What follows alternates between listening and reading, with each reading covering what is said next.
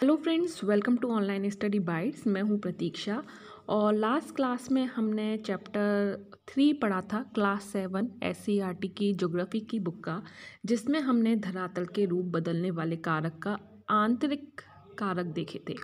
और आज का चैप्टर है चैप्टर 4, जो कि है बाह्य कारक। यानी कि धरातल के रूप बदलने वाले कारकों में बाह्य कारक कौन कौन से हैं, इनके बारे में हम बात करेंगे। आंतरिक कारक में हमने भूकंप, ज्वालामुखी की बात करी थी। अगर आपने नहीं देखा है तो डिस्क्रिप्शन में जाइए, प्लेलिस्ट आपको मिल जाएगा। 7th की ज्योग्राफी, SCERT की ज्योग्राफी है ये, जो कि यूपी के गवर्नमेंट स्कूल में पढ़ाई जाती है। और UP TET, super TET, junior aided exam, teaching exam में आपको बहुत मदद करेगी। काफ़ी क्वेश्चन यहाँ से आपके बनकर आ सकते हैं। तो चलिए कुछ इम्पॉर्टेंट फैक्ट्स देख लेते हैं, इम्पॉर्टेंट पॉइंट्स देख लेते हैं, जो आपके लिए हेल्पफुल होंगे, आपको बहुत अच्छी नॉलेज देंगे और आपके एग्ज़ाम में आपको पास होने में आपकी मदद करेंगे। तो कुछ इम्पॉर्टेंट पॉइंट्स देखेंगे और वीडियो अच्छा लगे तो प्लीज़ लाइक ज़रूर कर दीजिएगा। इसके साथ ही मैं अनअकैडमी पर फ्री लाइव क्लासेस लेती हूँ, जिसमें क्वेश्चन आंसर की सीरीज़ आपको प्रोवाइड कराती हूँ, तो आप उस क्लास को भी ज्वाइन कर सकते हैं। और डिस्क्रिप्शन में आपको लिंक मिल जाएगा, तो आप पूरा डिटेल डिस्क्रिप्शन में देख लीजिए। तो यहाँ हम पढ़ रहे हैं धरातल के रूप बदलने वाले कारक, बाह्य कारक। और हम जानते हैं कि पृथ्वी के धरातल पर परिवर्तन लाने में 2 प्रकार के बल कार्य करते हैं। एक हमने पढ़ा था जो कि अंदर की तरफ अंदर कार्य करता है धरातल का, वो है आंतरिक बल, इंटरनल फोर्स। और दूसरा बल जो होता है वो ऊपरी भाग में कार्य करता है, जिसे बाह्य बल कहते हैं। आंतरिक बल के बारे में हमने पढ़ा था, जो प्लेट्स थी वो किस तरफ सरकती हैं, कैसे भूकंप आता है, कैसे ज्वालामुखी का उद्गार होता है। ये सारी चीज़ें हमने आंतरिक बल के अंतर्गत पढ़ी थी। और आज हम क्या पढ़ने वाले हैं, बाह्य बल के बारे में। भूपटल पर इन्हीं दोनों शक्तियों के कारण परिवर्तन होता है। आंतरिक शक्तियाँ पर्वत, पठार आदि भूदृश्य उत्पन्न करती हैं, तो बाह्य शक्तियाँ जैसे प्रवाहित जल, नदियाँ, हिमानी, पवन और समुद्र की लहरें पृथ्वी की धरातलीय संरचनाओं को काट छाँट कर समतल बनाती हैं। पृथ्वी की वह बाह्य शक्तियों द्वारा भूपटल के ऊपर तोड़फोड़ की जाती है, जिससे टूटे हुए टुकड़ों को एक स्थान से दूसरे स्थान पर इकट्ठा करने की क्रिया अनाच्छादन कहलाई जाती है। अनाच्छादन के अंतर्गत अपक्षय, अपर्दन, निक्षेपण तीनों क्रियाओं को सम्मिलित किया जाता है। क्या होते हैं अपक्षय, अपर्दन और निक्षेपण, एक एक करके हम पढ़ेंगे। ऊंचे भाग को अपक्षय और अपर्दन क्रिया द्वारा समतल मैदान में बदलने की क्रिया होती है। लर्नर्स, अगर आप CTET, TET, UP TET, super TET किसी भी टीचिंग एग्ज़ाम की तैयारी कर रहे हैं, तो आप अनअकैडमी के प्लस कोर्स को ज्वाइन कर सकते हैं। अनअकैडमी प्लस फीचर्स आपको मिलते हैं, जैसे कि batch course, practice test, live test series. ये सारी चीज़ें आपको अनअकैडमी प्लस पर मिलती हैं, जो आपकी तैयारी को और बेहतर बनाती हैं।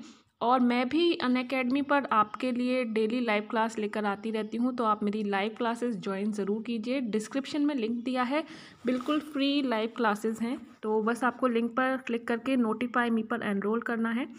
और बस आपको फ्री लाइव क्लास ज्वाइन करने के लिए अनलॉक कोड लिखना पड़ेगा, जो कि है प्रतीक्षा टेट, PRATIKSHATET, जिससे आपकी ये क्लास बिल्कुल फ्री हो जाएगी। क्रैक रीट 2021 का बैच कोर्स अनअकैडमी लेकर आया है, जो कि 10 मई से स्टार्ट हो रहा है। अगर आप रीट की तैयारी कर रहे हैं तो इस बैच कोर्स के माध्यम से अपनी तैयारी कर सकते हैं। तो रीट की सारी प्रिपरेशन आपको टीचर्स के द्वारा करवाई जाएगी, जैसे ललित सर मैथ पढ़ाएंगे, Kalyani ma'am Hindi, Sharad Gupta sir English, Garvita ma'am EVS, तो Saurabh sir social study, Prakash sir Sanskrit, doctor Bhavna ma'am science and Prashant sir CDP आपको पढ़ाएंगे। तो क्रैक रीटेट 2021 एक कंप्लीट कोर्स है, जो आपके पेपर 1 और पेपर 2 दोनों की तैयारी आपको करवाता है।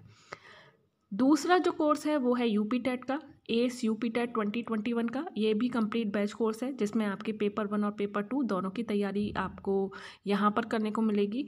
तो ये 12 मई 2021 से स्टार्ट हो रहा है। तो आप यूपी टेट की भी तैयारी इस कोर्स के माध्यम से बेस्ट कर सकते हैं।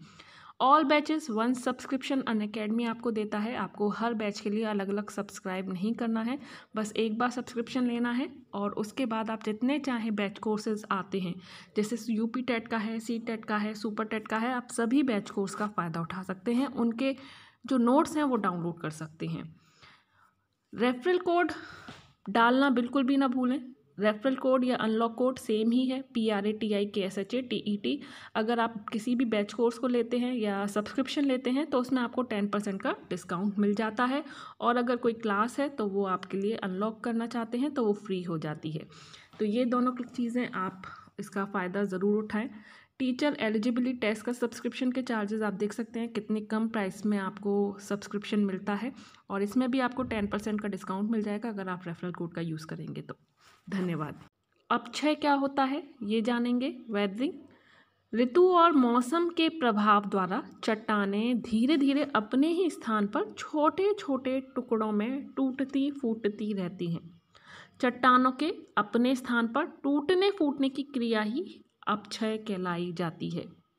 तो टूट फूट के अपने ही स्थान पर गिर रहे हैं, यानी कि वहाँ से नीचे गिर गए, उधर ही आसपास कूड़ा इकट्ठा हो गया, तो वह प्रक्रिया जो है टूटने फूटने की वह अपक्षय कहलाई जाएगी।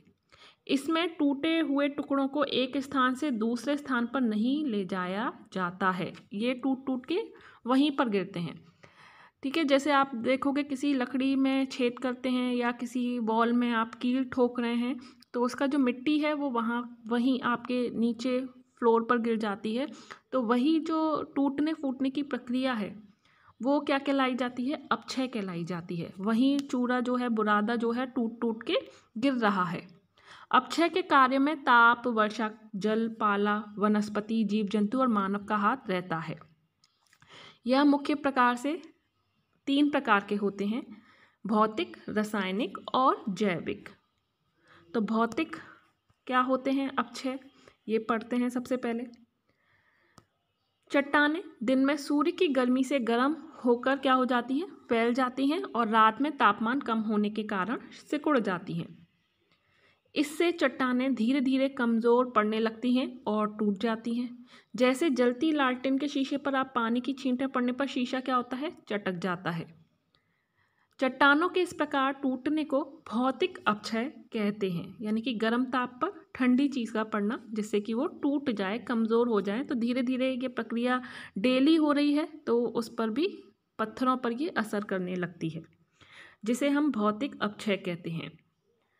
यहाँ पर एक क्वेश्चन है, पहाड़ी क्षेत्रों में शीत ऋतु में पानी के नल क्यों फट जाते हैं। तो शीत ऋतु में पानी के नल क्यों फट जाते हैं, क्योंकि वहाँ पर जो नल का पाइप है उनमें बर्फ़ जम जाती है।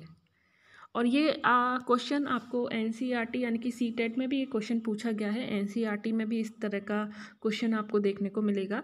तो ऐसा नहीं है कि सिर्फ SCERT पढ़ने से आपको सिर्फ UP टेट ही क्लियर होने वाला है, CTET में भी आपकी मदद आपको मिलेगी, क्योंकि काफ़ी सारी चीज़ें कॉमन हैं, काफ़ी सारी चीज़ें कॉमन हैं, बहुत सारी चीज़ें आपको बिल्कुल मैच करती हुई मिलेंगी। बस थोड़ा भाषा का चेंज है, ठीक है, और कुछ बताने के तरीके का चेंज हो सकता है, बाकी 80% चीज़ कॉमन है। तो आप दोनों पढ़ेंगे तो नॉलेज और ज़्यादा बढ़ेगी, आपको आपके एग्ज़ाम में बहुत ज़्यादा हेल्प होगी। दूसरा हमारा है रासायनिक अपक्षय। चट्टानों में अनेक प्रकार के खनिजों का सम्मिश्रण पाया जाता है। पानी के संपर्क से इन तत्वों में परिवर्तन होता रहता है। इस परिवर्तन से चट्टान के बंधन ढीले पड़ जाते हैं और रासायनिक प्रक्रिया से चट्टानें टूटने लगती हैं, और इस प्रक्रिया को रासायनिक अपक्षय कहते हैं। जैसे वर्षा ऋतु में लोहे में जंग लग जाता है तो लोहे की परत को क्या हो जाती है, ढीली हो जाती है, लोहा गलने लग जाता है। तो जंग लगने से लोहे को नुकसान होता है, तो वो कौन सा अपक्षय है, रासायनिक अपक्षय है। जैविक अपक्षय क्या होगा, पृथ्वी पर रहने वाले जीव जंतु, मानव की विभिन्न प्रक्रियाओं द्वारा भी चट्टानें कमज़ोर होती हैं। जंतुओं द्वारा बिल बनाना, मानव द्वारा खाने खोदना, सड़कें बनाना, सुरंग बनाना, ये सारी चीज़ें क्या हैं, मानवीय प्रक्रिया हैं, जिससे कि अपक्षय होता है, चट्टानें कमज़ोर पड़ती हैं। ठीक है, धीरे आप पौधे लगाते हो, पौधा जो है वो वृक्ष के रूप में फैल जाता है, और जो जड़ें हैं वो चट्टानों को कमज़ोर करती हैं। तो ये क्या चीज़ है, जैविक अपक्षय। इसमें मानवीय या जीव जंतु प्रक्रियाओं द्वारा चट्टानों का कमज़ोर होना कहा जाता है। देन दूसरा अपक्षय हमने समझ लिया। अब अपरदन क्या होता है, इरोजन क्या है। अब अपक्षय होके जो बुरादा है या मिट्टी है या कंकड़ पत्थर हैं वो नीचे गिर गए हैं। जब प्रवाहित जल, पवन, समुद्री लहरें, हिमानी आदि शक्तियाँ चट्टानों में तोड़फोड़ करती हैं तथा परिवहन द्वारा उन्हें दूसरी जगह ले जाती हैं, तो इस क्रिया को अपर्दन कहते हैं। तो अब अपर्दन क्या होता है? अपक्षय था कि टूटकर गिरना, लेकिन अपर्दन है गिरकर एक जगह से दूसरी जगह ट्रांसफ़र हो जाना किसी के माध्यम से, चाहे वो जल के माध्यम से हो, पवन के माध्यम से हो। इसमें कटाव और बहाव की प्रक्रिया को शामिल किया जाता है। तो आपने अनुभव किया होगा कि अधिक वर्षा होने पर जल के साथ मिट्टी की ऊपरी परत भी बह जाती है और यह भी अपर्दन की क्रिया है, जो मृदा अपर्दन कहलाई जाती है। इसके द्वारा मिट्टी की उपजाऊ परत बह जाती है और इसके रोकथाम के उपाय पर आप चर्चा कर सकते हैं। तो मृदा अपर्दन से मिट्टी के जो उपजाऊ है, जो रासायनिक तत्व होते हैं, वो धीरे धीरे खत्म होते रहते हैं।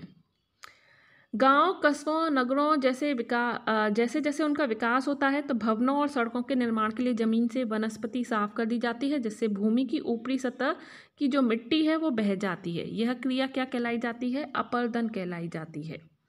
अपर्दन एक गतिशील क्रिया है, यह अपक्षय से भिन्न है। अपर्दन के लिए अपक्षय आवश्यक नहीं है। दोनों क्रियाएं एक साथ अथवा अलग अलग हो सकती हैं। अपक्षय अपर्दन में सहायक हो सकता है, अपक्षय अपर्दन में सहायक हो सकता है, परंतु अपर्दन का भाग नहीं है अपक्षय। ठीक है, जब तक अपक्षय नहीं होगा तो अपर्दन कैसे होगा, ये भी तो सोचिए। लेकिन अपक्षय जो है अपर्दन में सहायक हो सकता है, क्योंकि अपर्दन तभी होगा जब अपक्षय हो चुका होगा, तो सहायक है। इसके बाद निक्षेपण की तरीका आता है। निक्षेपण अपर्दन का परिणाम होता है। ढाल में कमी के कारण जब अपर्दन के कारकों के वेग में कमी आ जाती है, तो उनके द्वारा बहाकर लाए जा रहे मलबे का किसी स्थान पर एकत्रीकरण निक्षेपण कहलाया जाता है। तो आपने सुना होगा डेल्टा का निर्माण। तो डेल्टा किससे बनते हैं? निक्षेपण से ही बनते हैं। ढाल में कमी के कारण, यानी कि जैसे नदियाँ क्या लाती हैं, जो मिट्टियाँ जैसे कोई भी मिट्टी, कंकड़, पत्थरों का अपक्षय हुआ, नदियाँ अपर्दन कर रही हैं उसका। नदियाँ एक जगह पर आके कहाँ मिलती हैं? सागर में मिल जाती हैं। सागर में मिलने पर ये जो मुहाना जो बनता है, जहाँ पर वो गिर रही हैं, तो कभी कभी क्या होता है, ये जहाँ से गुजर रही हैं वहाँ पर मुहाने की साइड पर ऊंचाई, यानी कि ऊंचाई या ढाल में कमी हो जाती है। उससे उनके वेग में धीमी गति आ जाती है, और धीमी गति होने से जो मलबा है वो वहीं पर एकत्रित हो जाता है, जिससे कि वो नदी कई भागों में, यानी कि कई भागों में उसकी जो लहरें हैं, जो नदी है, वो बट जाती है। तो वहाँ पर बीच में लैंड एरिया बन जाता है, जिसे हम डेल्टा कहते हैं। डेल्टा किसका उदाहरण है? निक्षेपण का ही उदाहरण है। अब आता है प्रवाहित जल। जल का बहता रूप नदी या सरिता कहलाता है। नदी का अपर्दन कार्य सबसे महत्वपूर्ण होता है। नदी का अपर्दन कार्य नदी के ढाल, जल की मात्रा और वेग पर निर्भर करता है। इसलिए नदियाँ पर्वतीय भागों में अधिक अपर्दन करती हैं। इसके विपरीत मैदानी और डेल्टाई भागों में अधिक निक्षेपण होता है, क्योंकि निक्षेपण क्या होता है? इकट्ठा होना, और मैदानी भाग मिट्टी के इकट्ठे होने से ही तो बने हैं। जो पहाड़ी इलाके हैं, पर्वत जहाँ होंगे वहाँ पर अपक्षय ज़्यादा होगा, तो अपक्षय ज़्यादा होगा तो अपर्दन भी ज़्यादा होगा।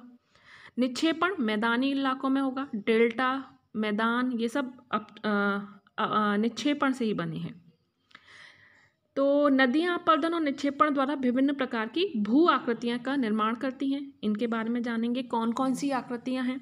नदी पर्वतीय क्षेत्र में अपनी तली को काटकर उसे गहरा करती है। इसे अंग्रेजी के वी आकार की घाटी का निर्माण होता है। अंग्रेजी के अक्षर वी आकार की घाटी का निर्माण होता है, ये आप देख सकते हैं। जब वी आकार की घाटी गहरी और संकरी होती है तो उसे गार्ज कहते हैं। इसके किनारे खड़े ढाल वाले होते हैं। भारत में हिमालय पर्वत में सिंधु, सतलज और ब्रह्मपुत्र नदियों के गार्ज दर्शनीय हैं।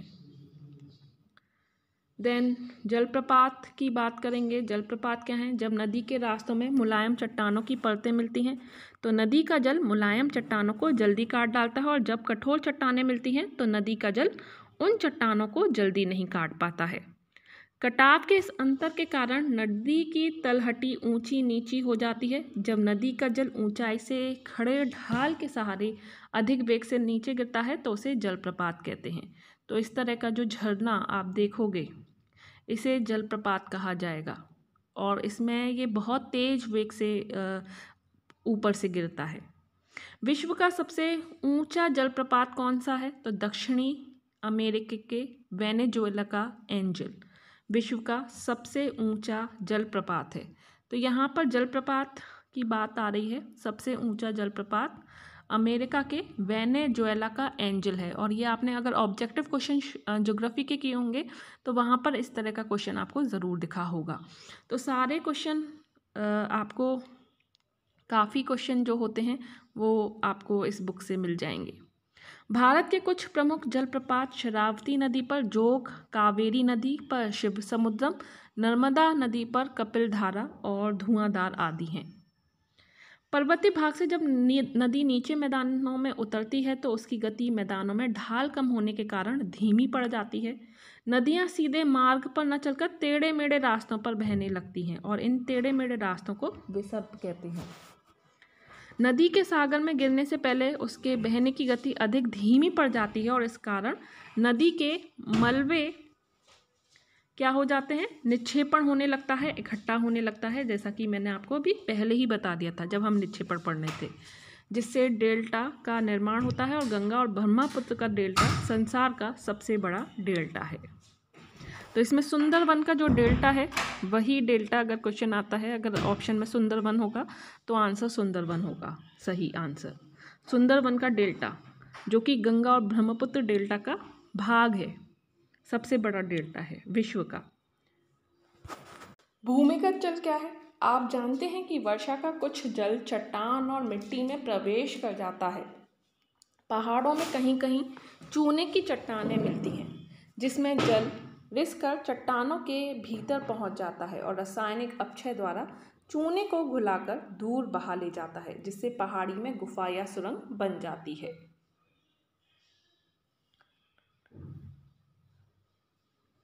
नीचे बनने वाली सुरंग की छत पर जहां पानी टपकने से चूना जमा हो जाता है उसे स्टैलेक्टाइट कहते हैं। स्टैलेक्टाइट के ठीक नीचे गुफा की सतह पर भी एक खंबे जैसा आकार, जिसके नीचे का आधार चौड़ा, ऊपर का भाग पतला होता है, बन जाता है, जिसे स्टैलेग्माइट कहते हैं। कभी कभी ये दोनों आपस में मिले हुए दिखाई देते हैं, जिसे हेलेक्टाइट कहते हैं।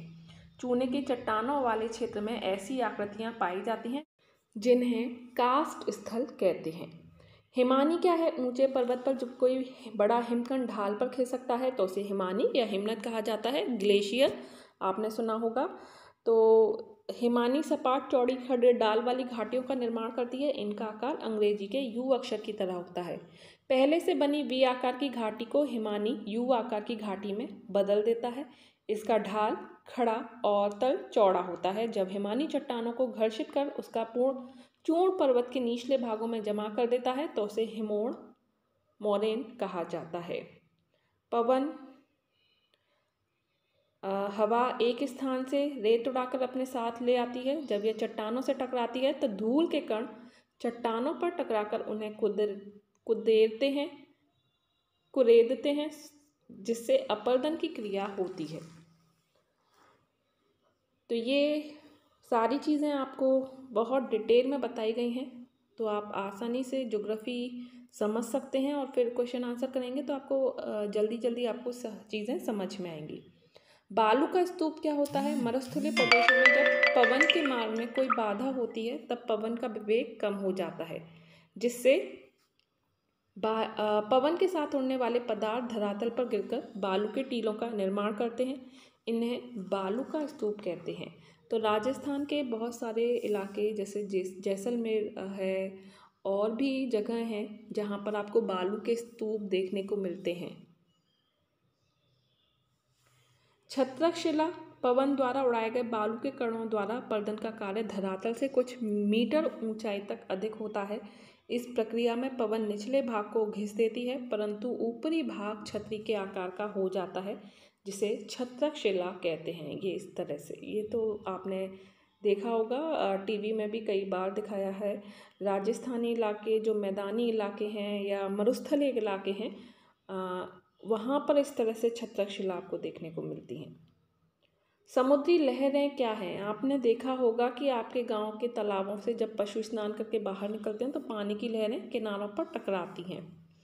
तो समुद्र की लहरें भी समुद्र तटों से टकराती हैं और तटों पर जमा मलबा भी अपने साथ बहाकर समुद्र में ले जाती हैं और कभी कभी वह इस पदार्थ को थोड़ी दूर पर जमा कर देती हैं।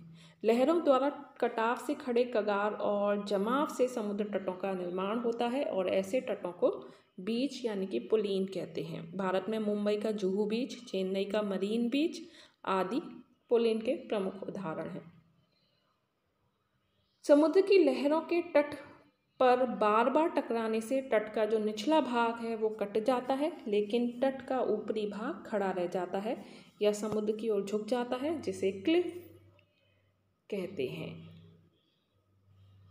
तो यहाँ पर हमारा ये जो चैप्टर है वो एंड होता है और उम्मीद करती हूँ कि काफ़ी सारी जानकारी आपको इन आंतरिक और बाह्य कारकों से मिली होगी। कैसे हमारे जो पृथ्वी का धरातल है वो चेंज होता रहता है, उसके लिए आंतरिक कारण भी जिम्मेदार हैं और बाह्य कारक भी। तो किस तरह से चेंज हो रहा है, किस तरह से ये सब चीज़ें अपना अपना काम कर रही हैं। तो आप भी अपना काम कीजिए, वीडियो को लाइक कीजिए और चैनल को सब्सक्राइब नहीं किया है तो सब्सक्राइब करके बेल आइकन पर प्रेस करना मत भूलिएगा। इम्पॉर्टेंट है तो पढ़िएगा ज़रूर। टेलीग्राम चैनल आप ज्वाइन कर सकते हैं, वहाँ पर आपको PDF मिल जाएगा। डिस्क्रिप्शन में सारे ही लिंक दिए हैं तो उन पर क्लिक करके आप एक बार ज़रूर चेक करें। अनअकैडमी पर लाइव ज्वाइन कर सकते हैं मेरी क्लासेस को, तो उनको भी ज्वाइन करें। अभी के लिए इतना ही। Bye bye, take care and thanks for watching.